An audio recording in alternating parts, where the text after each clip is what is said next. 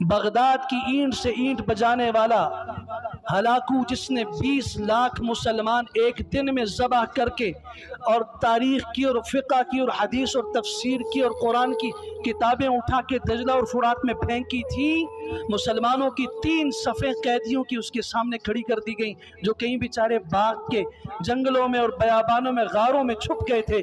3 صفیں بنائی گئیں، چاروں طرف سے تاتاری لشکر ہے اور ہلاکو گھوڑے پہ سوار ہے اور اس کے ہاتھ میں لوہے کا گرز ہے، اچھال کے یوں پکڑ رہا ہے، اسے یوں گھما رہا ہے اور کہہ رہے ابھی ان مسلمانوں کی گردنیں اتار دی جائیں۔ جلاد آتا ہے، ایک کا سر قلم کیا، دوسرے کا، تیسرے کا۔ اس پہلی صف کے اندر ایک بوڑھا مسلمان ہے، اس نے یہ منظر دیکھا، دل کا کمزور تھا، پچھلی صف میں چپکے سے چلا گیا۔ ہلاکو کی نظر دوسری طرف ہوئی، تاریخ نے لکھا ہے پیچھے ہوا، وہ جان بچ جائے گی، مگر اس دم دیکھ لیا ہلاکو نے، یہ ہنسا، کب تک یہ بچے گا؟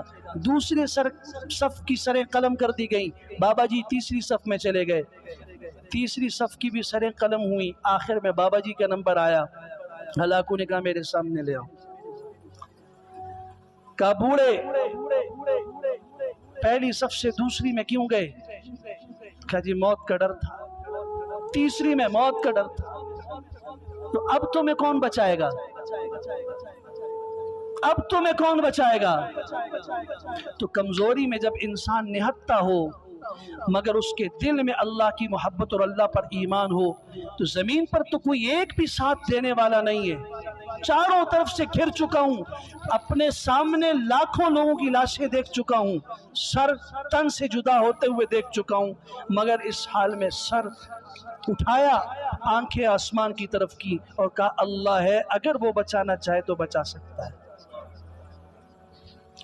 اس نے وہ گرز زمین پہ یوں رکھا، چلو پھر تمہیں تمہارا اللہ آج بچا کے دکھائے، بس یہ کہنا تھا۔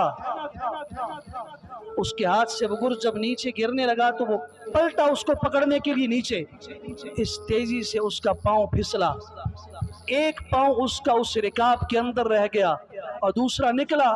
تیزی سے اس حال میں گھوڑا ڈرا اور گھوڑے نے دوڑ لگائی، اس کا سر پتھروں کے ساتھ ٹکرایا، ساری فوج پیچھے بھاگی، مگر اس ہلاکو کا انجام اور اس کی موت چند لمحوں میں، اس کا تکبر اللہ نے یوں اس کا بھیجا، ان پتھروں کے ساتھ ٹکرا کے وہاں نکالا۔